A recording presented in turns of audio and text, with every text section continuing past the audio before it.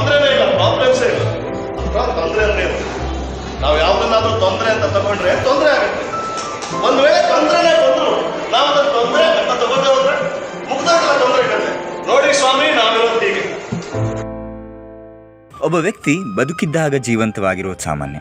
ಆದರೆ ನಮ್ಮಿಂದ ದೂರವಾದ ಮೇಲೂ ಅವರ ಯೋಚನೆ, ಚಿಂತನೆಗಳು, ಅವರ ವ್ಯಕ್ತಿತ್ವ, ಅವರ ಮಾತುಗಳು ಉಸಿರಾಡ್ತಾ ಇದೆ ಅಂದರೆ ಅವರು ಬದುಕಿದ್ದ ರೀತಿಯಿಂದ ಕಲಿಯೋದಕ್ಕೆ ಹಲವು ವಿಷಯಗಳಿವೆ ಅಂತ ಅರ್ಥ. ಅಂತಹ ವಿಶಿಷ್ಟ ವ್ಯಕ್ತಿ ಶಂಕರ್ನಾಗ್ ಸರ್, ನಮ್ಮ ಶಂಕರಣ್ಣ.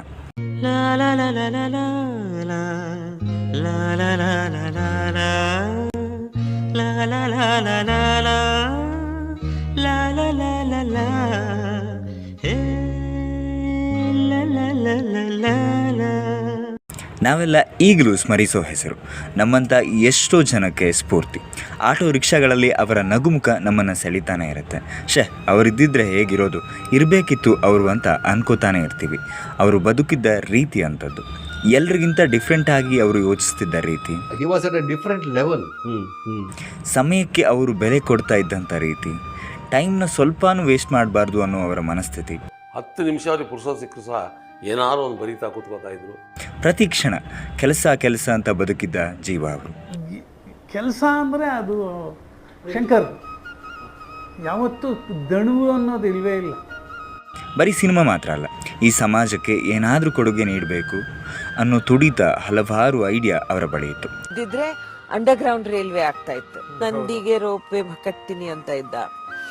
ಗಾರ್ಮೆಂಟ್ ಯೂನಿಟ್ ಒಂದು, ಮತ್ತೆ ಮೆಡಿಕಲ್ ನೆಟ್ವರ್ಕ್ ಮಾಡಬೇಕು ಅಂತ ಇದ್ದ. ಇಂಥ ವ್ಯಕ್ತಿಯನ್ನು ಒಂದು ಬಾರಿ ಭೇಟಿ ಮಾಡಿ ಅವರ ಮಾತುಗಳನ್ನು ಕೇಳಬೇಕು ಅನ್ಸಲ್ವಾ? ಯಾಕನ್ಸಲ್ಲ? ಅನಿಸುತ್ತೆ. ಅವರನ್ನು ಸಿನಿಮಾಗಳ ಮೂಲಕ ನಾವು ಮೀಟ್ ಮಾಡ್ತಾನೆ ಇರ್ಬೋದು.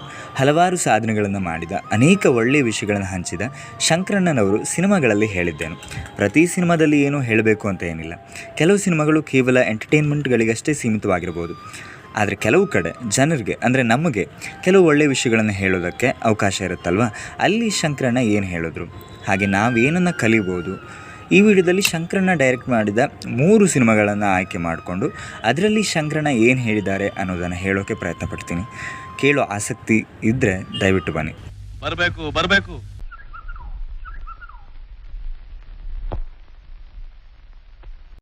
ಮೊದಲ ಸಿನಿಮಾ ಯಾವುದು ಅಂದರೆ ನೋಡಿ ಸ್ವಾಮಿ ನಾವಿರೋದು ಹೇಗೆ. ತುಂಬ ಒಳ್ಳೆಯ ಸಿನಿಮಾ, ಹಲವಾರು ಜೀವನ ಪಾಠಗಳನ್ನು ಹೇಳೋ ಸಿನಿಮಾ. ಇದರ ಟೈಟಲ್ ಸಾಂಗಲ್ಲೇ ತುಂಬ ಒಳ್ಳೆಯ ವಿಷಯಗಳಿವೆ.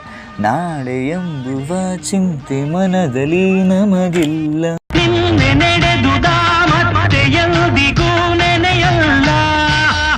ಈ ಸಾಲುಗಳ ರೀತಿಯೇ ಬದುಕೋ ಮೈಸೂರು ಮಠನ ಕತೆ. ನಾಳೆ ಚಿಂತೆ ಇಲ್ಲದೆ, ನಿನ್ನೆ ನೋವಿಲ್ಲದೆ, ಬರೀ ಇಂದಿಗೆ ಬದುಕೋ ಅನ್ನೋ ಕತೆ. ಈ ಪಾತ್ರದಿಂದ ನಾವು ಕಲಿಯೋದಕ್ಕೆ ತುಂಬ ಇದೆ ಅಲ್ವಾ. ಅವನಿಗೆ ಆದ ಕಷ್ಟಗಳಿವೆ, ಆದರೆ ಅದನ್ನು ಯಾರಿಗೂ ಹಂಚ್ಕೊಳ್ಳಲ್ಲ. ಅವನಿಗೆ ಆದ ಖುಷಿಗಳಿವೆ, ಆದರೆ ಅವುಗಳನ್ನು ಹಂಚದೆ ಸುಮ್ಮನೆ ಇರಲ್ಲ. ಬೇರೆಯವರಿಗೆ ಸಹಾಯ ಮಾಡ್ತಾ, ಬೇರೆಯವ್ರನ್ನ ನಗಿಸ್ತಾ, ಬೇರೆಯವರ ಬಾಳನ್ನು ಸರಿ ಮಾಡ್ತಾ, ಬೇರೆಯವರ ಖುಷಿಲಿ ತಾನು ಖುಷಿ ಕಾಣುವಂಥ ಪಾತ್ರ. ಈ ಥರ ಬದುಕೋದು ಬಹಳ ಕಷ್ಟ. ಆದರೆ ಮಾನವೀಯತೆಯನ್ನೇ ಮರ್ತಿರುವಂಥ ನಾವುಗಳು ಇವನಿಂದ ಕಲಿಯೋದಕ್ಕೆ ತುಂಬಾ ಇದೆ ಅಲ್ವಾ. ಯಾವತ್ ಬೇಕಾದ್ರೂ ಕೊಡೋ, ನನಗೇನು, ಒಂಟಿ ಜೀವ ಹೇಗೋ ಕಳಿಯುತ್ತೆ. ಬಡ್ಡಿ ಮಾತ್ರ ಮರಿಬೇಡ. ಬಡ್ಡಿ ಅಂದ್ರೆ ನಿಮ್ಮ ಪ್ರೀತಿ, ಪ್ರೇಮ, ವಿಶ್ವಾಸ ಕಣೋ, ಅಷ್ಟಿದ್ರೆ ಸಾಕು.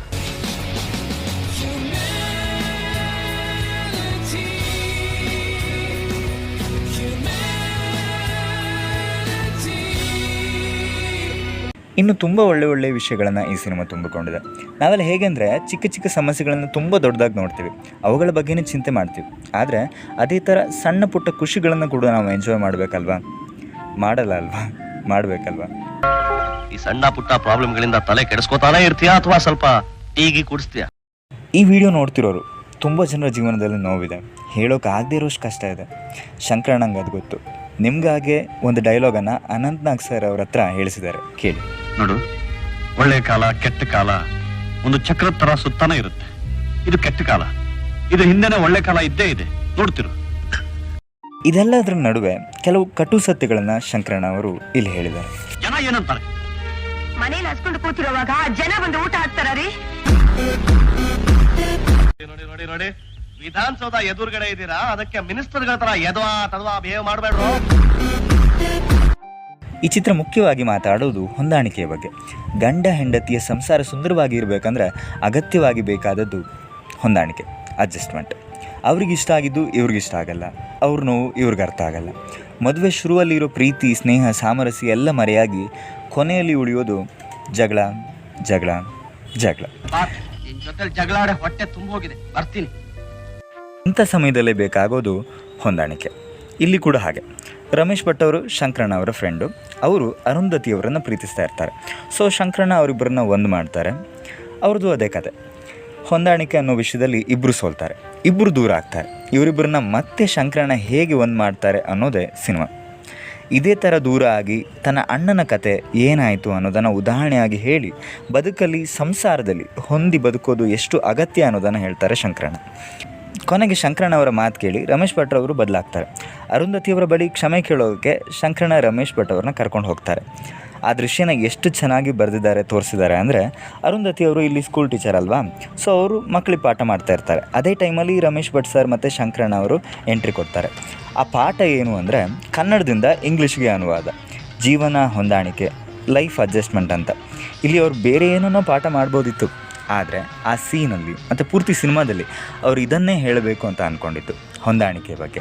ಹಾಗೆ ಇಲ್ಲಿ ಬರೀ ಅರುಂಧತಿಯವರು ಮಕ್ಕಳಿಗೆ ಪಾಠ ಮಾಡ್ತಾ ಇರೋದಲ್ಲ, ಶಂಕರಣ್ಣ ಅವರು ನಮಗೆ ಪ್ರೇಕ್ಷಕರಿಗೆ ಈ ಪಾಠ ಮಾಡ್ತಾ ಇರೋದು. ಬದುಕಲ್ಲಿ ಹೊಂದಾಣಿಕೆ ಎಷ್ಟು ಮಹತ್ವ ಅನ್ನೋದನ್ನು ಈ ಚಿತ್ರದಲ್ಲಿ ಶಂಕರಣ್ಣ ಮತ್ತು ತಂಡ ತುಂಬ ಚೆನ್ನಾಗಿ ಹೇಳಿದ್ದಾರೆ. ಹಾಗೆ ಇದೆಲ್ಲದರ ನಡುವೆ ಅರುಂಧತಿಯವರ ಡೈಲಾಗ್ ಇದೆ. ನೀವೀಗ ಹೇಳಿದ್ರಲ್ಲ, ಇದೆಲ್ಲ ಓದೋದಕ್ಕೆ ಕೇಳೋದಕ್ಕೆ ಹಿತವಾಗಿರುತ್ತೆ. ನಾನೀಗ ಹೋಗಿ 2 ಗಂಟೆ ಕಾಲ ರೇಷನ್ ಕ್ಯೂನಲ್ಲಿ ನಿಂತ್ಕೊಂಡು ರೇಷನ್ ತರದೇ ಇದ್ರೆ ಜೀವನ ನಡೆಯಲ್ಲ. ಅದು ವಾಸ್ತವಿಕ ಬದುಕು. ಒಬ್ಬ ಪ್ರೇಕ್ಷಕನ ಮನಸ್ಸಲ್ಲಿ ಈ ಮಾತು ಬರೋದು ಸಾಮಾನ್ಯ. ಯಾಕಂದರೆ ಇದು ಒಂದು ಮಟ್ಟಿಗೆ ಸತ್ಯನೂ ಹೌದು. ಆದರೆ ನಾವು ಬದುಕ್ತಾ ಇರೋ ಬದುಕಲ್ಲಿ ಖುಷಿ ಇಲ್ಲ, ನೆಮ್ಮದಿ ಇಲ್ಲ ಅಂದರೆ ಅಲ್ಲಿ ಬದಲಾವಣೆ ಬೇಕು ಅಂತ ಅರ್ಥ ಅಲ್ವಾ. ಬದುಕಲ್ಲಿ ಹಾಗಿರಬೇಕು, ಹೀಗಿರಬೇಕು ಅಂದಾಗ ಉಪದೇಶ ಅಂತ ಅನಿಸ್ಬೋದು, ಆದರೆ ಇಲ್ಲಿ ಅವರ ಜೀವನಾನುಭವ ಇರುತ್ತೆ ಅಲ್ವಾ. ಕೆಲವೊಂದು ಒಳ್ಳೆಯ ಆಚರಣೆಗಳನ್ನು ನಮ್ಮ ಬದುಕಲ್ಲಿ ನಾವು ತಂದುಕೊಂಡ್ರೆ, ಬದಲಾವಣೆಯನ್ನು ತಂದುಕೊಂಡ್ರೆ, ನಾವು ಕೂಡ ನೋಡಿ ಸ್ವಾಮಿ ನಾವು ಇರೋದೇ ಹೀಗೆ ಅಂತ ಹೆಮ್ಮೆಯಿಂದ ಹೇಳ್ಕೊಬೋದು. ಏನಂತೀರಾ? ನೋಡಿ ಸ್ವಾಮಿ ನಾವಿರೋದು ಹೀಗೆ, ನೋಡಿ ಸ್ವಾಮಿ ಸ್ವಾಮಿ, ನೋಡಿ ಸ್ವಾಮಿ ಸ್ವಾಮಿ. ನೆಕ್ಸ್ಟ್ ಸಿನಿಮಾ ಯಾವುದು ಅಂದರೆ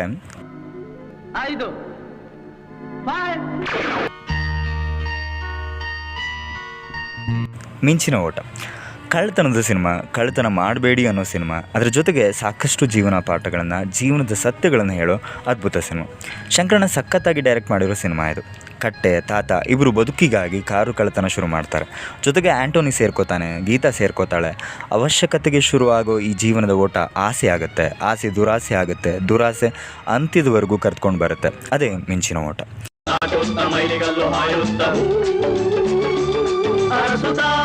ಸುಖವನು ಬಯಸುತ್ತಾ ಜಗವನು ಕರೆಯುತ್ತಾ ದಿನವನು ಕರೆಯುತ್ತಾ ಬದುಕನು. ಇಲ್ಲಿ ಶಂಕರಣ್ಣ ಮಾಡಿರೋ ಪಾತ್ರ ಕಟ್ಟೆ. ಅವನು ಯೋಚಿಸೋ ರೀತಿಯೇ ಚಂದ, ಆದರೆ ಹಿಡಿಯೋ ದಾರಿ, ಮಾಡೋ ಕೆಲಸ ಮಾತ್ರ ತಪ್ಪು ತಪ್ಪು, ಬರೀ ತಪ್ಪು. ತಾತ ವಾಸ್ತವದಲ್ಲಿ ಬದುಕೋನು, ದೇವರ ನಂಬಿಕೆ ಇರೋನು. ಈ ಥರ ವಿರುದ್ಧ ಮನಸ್ಥಿತಿ ಇರೋ ಜೊತೆಗೆ ಆ್ಯಂಟೋನಿ ಸೇರ್ಕೋತಾನೆ, ಬುದ್ಧಿವಂತ, ಅವನಿಗೆ ಹಣ ಬೇಕಿರುತ್ತೆ. ಇದರ ಜೊತೆಗೆ ಇವನು ಕಳ್ಳತನಕ್ಕೆ ಇಳಿತಾನೆ. ಈ ಮೂವರು ಸೇರಿ ಏನಾದರೂ ಒಳ್ಳೆ ಕೆಲಸ ಮಾಡಿದರೆ ಏನೋ ದೊಡ್ಡ ಸಾಧನೆ ಮಾಡ್ಬೋದಿತ್ತೇನೋ. ಆದರೆ ಇಲ್ಲಿ ಹೇಳ್ತಿರೋದು ನಮ್ಮ ಆಯ್ಕೆಗಳೇ ನಮ್ಮ ಬದುಕನ್ನು ನಿರ್ಧಾರ ಮಾಡುತ್ತೆ ಅನ್ನೋದು. ಇದರ ಬಗ್ಗೆನೇ ಸಿನಿಮಾದಲ್ಲಿ ಡೈಲಾಗ್ ಇದೆ, ಅದು ನಮಗೇನೆ ಹೇಳ್ತಿರೋದು. ನಾಳೆ ಹೇಳಿದ್ದೀನಿ, ನೀವೇ ಹೋಗಿ. ಈ ಚಿತ್ರ ಅತಿಯಾಗಿ ಮಾತಾಡೋದು ಅತಿ ಆಸೆಯ ಬಗ್ಗೆ. ಧೋನಿ ಗೌತಮ್ ಬುದ್ಧ ಏನ್ ಹೇಳಿದ ಗೊತ್ತಾ? ಅತಿ ಆಸೆ ದುಃಖಕ್ಕೆ ಮೂಲ. ಇಲ್ಲಿ ಇವರಿಗೆ ದುರಾಸೆ ಇಲ್ಲದೆ ಹೋಗಿದ್ರೆ ಅವರ ಅಂತ್ಯ ಅಷ್ಟು ದುರಂತವಾಗಿ ಇರ್ತಾ ಇರಲಿಲ್ಲ. ಇರಬೇಕು ಆಸೆ ಇರಬೇಕು, ಆದರೆ ಅದಕ್ಕೊಂದು ಮಿತಿ ಇರಬೇಕು. ಹಾಗೆ ಈ ಅತಿ ಆಸೆ ಒಂದು ಹುಳದ ಹಾಗೆ, ಅದನ್ನು ನಾವು ಸಾಯಿಸದೆ ಹೋದರೆ ಅದೇ ನಮ್ಮನ್ನು ಸಾಯಿಸುತ್ತೆ. ಅತಿ ಆಸೆ ಹುಳ ಅವನ್ ತಲೆ ತಿಂತಾ ಇದೆ, ಅದಕ್ಕೋಸ್ಕರ ಹಾಗಾಡ್ತಿದ್ದಾನೆ. ಆ ಹುಳು ಸತ್ತು ಹೋದ್ರೆ ತನ್ನಷ್ಟಕ್ಕೆ ತಾನೇ ಸರಿ ಹೋಗ್ತಾನೆ. ಅದೇ ಇವರ ಕಥೆಯಲ್ಲಿ ಆ ಅತಿ ಆಸೆ ಹುಳಾನೇ ಅವರನ್ನು ಕೊಲ್ಲುತ್ತೆ, ಜೈಲು ಶಿಕ್ಷೆ ಸಿಗುತ್ತೆ. ಇಲ್ಲಿ ತಾತ ಜೈಲಿನ ಜೀವನದ ಬಗ್ಗೆ ತುಂಬ ಚೆನ್ನಾಗಿ ಹೇಳ್ತಾರೆ, ಕೇಳಿ. ಜೈಲಿನ ಜೀವನ ಉಸ್ಕಿನ ಮರಳಿದ್ದ ಹಾಗೆ ಟೋನಿ, ಒದ್ದಾಡದಷ್ಟು ಮುಳುಗಿ ಹೋಗ್ತಾ ಇರ್ತೇವೆ. ಮತ್ತು ಇಲ್ಲಿ ಎರಡು ವಿರುದ್ಧ ಮನಸ್ಥಿತಿಗಳ ಬಗ್ಗೆ ಮಾತಾಡ್ತಾರೆ, ಟೋನಿ ಮತ್ತು ಕಟ್ಟೆ. ಟೋನಿ ನಮ್ಮ ಹಾಗೆ ತುಂಬ ತಲೆ ಕೆಡಿಸ್ಕೊಳ್ಳೋನು, ಆದರೆ ಕಟ್ಟೆ ಆರಾಮಾಗಿರೋನು. ಜೈಲಲ್ಲಿದ್ದರೂ ಕೂಡ ನೆಮ್ಮದಿಯ ನಿದ್ರೆಗೆ ಏನು ತೊಂದರೆ ಇರಲ್ಲ ಅವನಿಗೆ. ಕೋರ್ಟ್ನಲ್ಲಿ 7 ವರ್ಷ ಸಜಾ ಆಗಿದೆ, ಅದನ್ನು ನಾವು ಅನುಭವಿಸ್ಲೇಬೇಕು. ಇದನ್ನು ನೀನು ತಿಳ್ಕೊಂಡ್ರೆ ಇವನು ಹಾಗೆ ನೆಮ್ಮದಿಯಾಗಿರ್ಬೋದು. ನಿಮ್ಮ ಜೀವನನೂ ಕೆಲವೊಮ್ಮೆ ಜೈಲು ಶಿಕ್ಷೆ ರೀತಿಯೇ ಆಗುತ್ತೆ ಅಲ್ವಾ, ಯಾರಿಗೆ ಬೇಕು ಈ ಜೀವನ ಅನ್ನೋ ಥರ. ಆ ಥರ ಟೈಮಲ್ಲಿ ಟೋನಿ ಹಾಗೆ ತಲೆ ಕೆಡಿಸ್ಕೊಳ್ಳೋದು ಅಥವಾ ಕಟ್ಟೆ ಹಾಗೆ ಆರಾಮಾಗಿರೋದು ಆಯ್ಕೆ ನಮ್ಮದು, ಹೇಗೆ ಬೇಕಾದರೂ ಇರ್ಬೋದು. ನನ್ನ ಪ್ರಕಾರ ವಾಸ್ತವನ ಅರ್ಥ ಮಾಡಿಕೊಂಡ್ರೆ ಮಾತ್ರ ನೆಮ್ಮದಿ ಸಿಗ್ಬೋದೇನೋ. ಕಟ್ಟೆ ಹಾಗೆ ಬದುಕೋ ಇನ್ನೊಂದು ಪಾತ್ರದ ಪರಿಚಯನೂ ಮಾಡಿಸ್ತಾರೆ. ಆ ಪಾತ್ರದಿಂದನೂ ಜೀವನದ ಇನ್ನೊಂದು ಪರ್ಸ್ಪೆಕ್ಟಿವ್ನ, ದೃಷ್ಟಿಕೋನನ ಪರಿಚಯ ಮಾಡ್ತಾರೆ. ರಘುಪತಿ ರಾಘವ ರಾಜ ನಾವೆಲ್ಲ ಇಲ್ಲಿ ಸಾಯ್ತಾ ಇದ್ದೀವಿ, ನೀನ್ ಮಜವಾಗಿ ಜೈಲಲ್ಲಿ ಹಾಡ್ತಾ ಇದ್ಯಲ್ಲ. ಯಾಕೆ ಹಾಡಬಾರ್ದ ಮಗು? ಜೈಲಾದ್ರೆ ಏನಾಯ್ತು? ಹಾಡ್ತಾ ಇರೋದು ನನ್ನ ಮುಕ್ತ ಮನಸ್ಸು. ನೀ ಎಲ್ಲಿದ್ದೀಯಾ, ಯಾವ ಸ್ಥಿತಿಯಲ್ಲಿದೆಯಾ, ಎಷ್ಟು ಕಷ್ಟದಲ್ಲಿದೆಯಾ ಅನ್ನೋದಕ್ಕಿಂತ ನೀ ಖುಷಿಯಾಗಿರೋದು ಮುಖ್ಯ. ನೋಡು ಮಗು, ಜೀವನ ಅನ್ನೋದು ಒಂದು ಬಿಸಿಲು ಕುದುರೆ. ಈ ಕೋಳ ಗೋಡೆ ಎಲ್ಲ ನಮ್ಮ ಶರೀರಕ್ಕೆ ಮಾತ್ರ, ಆತ್ಮಕ್ಕೆ ಮನಸ್ಸಿಗೆ ಯಾವ ಬಂಧನವೂ ಇರೋದಿಲ್ಲ. ಆದರೆ ಈ ಸಿದ್ಧಾಂತಗಳು, ಫಿಲಾಸಫಿಗಳು ಅರ್ಥ ಆಗದೆ ಇರೋದು ಅಥವಾ ಇದೆಲ್ಲ ಬೇಕಾಗಿಲ್ಲ ಅನ್ನೋ ಮನಸ್ಥಿತಿಯವನು ಟೋನಿ. ಸೇಮ್ ನಮ್ಮ ಹಾಗೆ. ನನ್ಗೇನು ಅರ್ಥವಾಗ್ತಿಲ್ಲ ಅಜ್ಜ, ಅರಳು ಮಾತು ಬೇಡ. ನಮಗೆ ಆಸೆಗಳು ಜಾಸ್ತಿ, ಅದನ್ನು ಮೀರಿ ಬದುಕನ್ನು ನೋಡೋದೇ ಇಲ್ಲ ಅಲ್ವಾ? ಆದರೆ ಈ ಥರ ಇದ್ದ ಟೋನಿ ಕೊನೆಗೆ ಎಷ್ಟು ಬದಲಾಗ್ತಾನೆ ಅಥವಾ ಬದುಕು ಅವನನ್ನು ಎಷ್ಟು ಬದಲಾಯಿಸುತ್ತೆ ಅಂದರೆ, ಕೊನೆಯಲ್ಲಿ ತಾತ ಹೇಳಿದ ಮಾತುಗಳನ್ನೇ ಟೋನಿ ಹೇಳ್ತಾನೆ. ಜೀವನ ಅನ್ನೋದು ಒಂದು ಬಿಸಿಲು ಕುದುರೆ, ಆತ್ಮಕ್ಕೂ ಮನಸ್ಸಿಗೂ ಯಾವ ಬಂಧನವೂ ಇಲ್ಲ. ಮತ್ತು ಇಲ್ಲಿ ತಾತ, ಕಟ್ಟೆ, ಟೋನಿ ಜೈಲಿಂದ ತಪ್ಪಿಸ್ಕೊಳ್ಳೋ ಪ್ಲ್ಯಾನ್ ಮಾಡ್ತಾ ಇರ್ತಾರೆ. ಆವಾಗ ತಾತ ಒಂದು ಮಾತು ಹೇಳ್ತಾರೆ, ಟೋನಿ, ಈ ಸತಿ ನಮ್ಮನ್ನು ಸಾಯಿಸ್ಬಿಡ್ತೀಯ. ಅದೇ ರೀತಿ ಎಕ್ಸಾಕ್ಟಾಗಿ ಕ್ಲೈಮ್ಯಾಕ್ಸಲ್ಲಿ ಆಗುತ್ತೆ. ಅಂದರೆ ನಾವೆಲ್ಲರೂ ಹೀಗೇ ಕೆಲವೊಮ್ಮೆ ಗೊತ್ತಿರುತ್ತೆ ಇದು ತಪ್ಪು ನಿರ್ಧಾರ ಅಂತ, ಆದರೆ ಅದನ್ನೇ ಮಾಡ್ತೀವಿ. ಗೊತ್ತಿದ್ದು ತುಂಬ ಸಲ ತಪ್ಪು ಮಾಡ್ತೀವಿ. ಹಾಗೆ ಕೊನೆಗೆ ಟೋನಿ, ಕಟ್ಟೆ, ತಾತ ಎಲ್ಲರೂ ತಮ್ಮ ತಮ್ಮ ತಪ್ಪು ನಿರ್ಧಾರಗಳಿಂದ ತಮ್ಮ ಸುಂದರವಾದ ಬದುಕನ್ನು ಹಾಳು ಮಾಡ್ಕೋತಾರೆ. ಅವರಿಗೆ ಕೊನೆವರೆಗೂ ಬದುಕನ್ನು ಬದಲಾಯಿಸ್ಕೊಳ್ಳೋ ಅವಕಾಶ ಇತ್ತು. ಇನ್ನೂ ಸಮಯ ಮಿಂಚಿಲ್ಲ ಟೋನಿ, ನಿಮ್ಮ ನಿರ್ಧಾರ ಬದಲಾಯಿಸಿ. ಆದರೆ ಅವರು ತಗೋಬಾರ್ದಂಥ ನಿರ್ಧಾರಗಳನ್ನೇ ತಗೋತಾರೆ.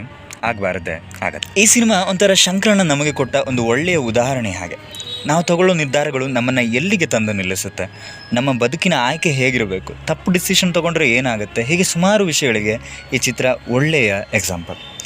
ಈ ಚಿತ್ರ ಸ್ಯಾಡ್ ಎಂಡಿಂಗ್ ಆದರೂ ಕೂಡ ಕೊನೆಯಲ್ಲಿ ಒಂದು ಭರವಸೆಯ ಮೂಲಕ ಸಿನಿಮಾ ಮುಗಿಯುತ್ತೆ. ಟೋನಿ ಹೇಳಿದ ಹಾಗೆ ಮಗುವನ್ನು ಒಂದು ಒಳ್ಳೆಯ ನಿರ್ಮಲವಾದ ವಾತಾವರಣದಲ್ಲಿ ಸಾಕಬೇಕು ಅನ್ನೋ ಗೀತಳ ಮಾತಿಂದ ಈ ಚಿತ್ರ ಕೊನೆಯಾಗುತ್ತೆ. ನಿರ್ಮಲವಾದ ವಾತಾವರಣದಲ್ಲಿ ನಮ್ಮ ಮಗುವನ್ನು ಬೆಳೆಸೋಣ.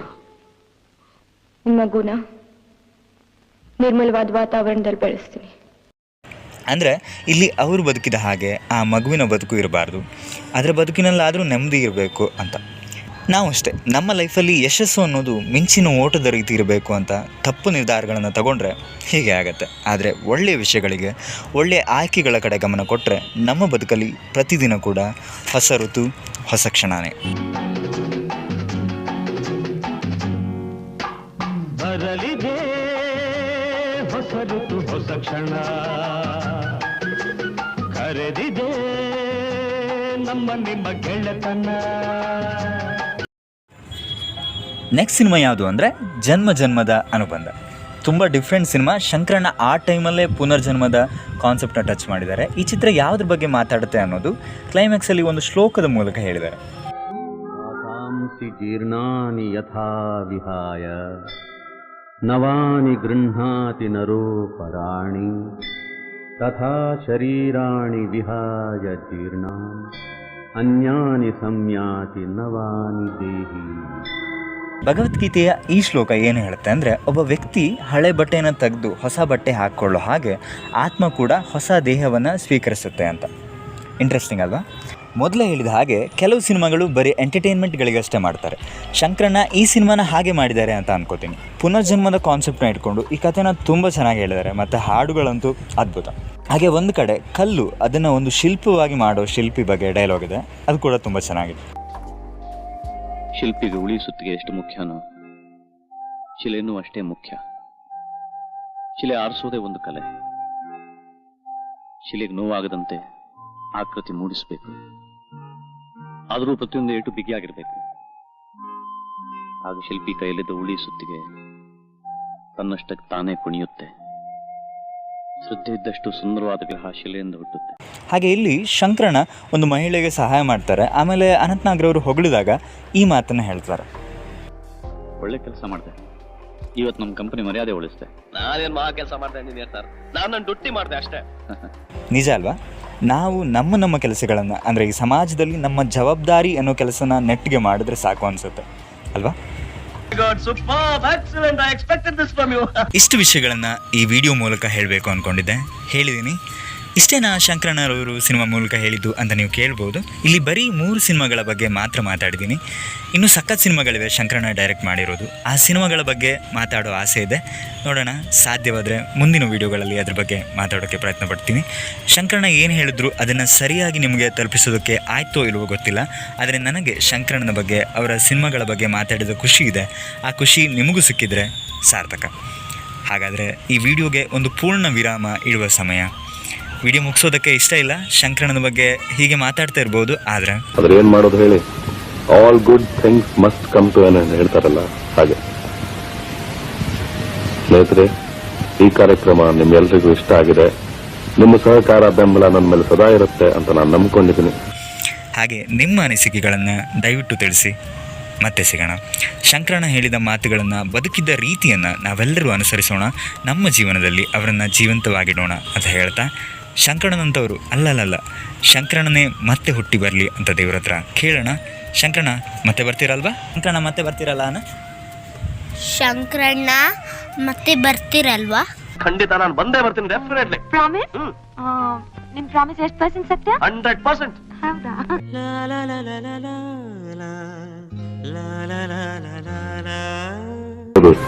ಜೊತೆಲೇ ಇರೋಣ ಅಭಿಮಾನಿಗಳೇ, ಯಾವಾಗಲೂ ಹೀಗೆ ಜೊತೆಲೇ ಇರೋಣ.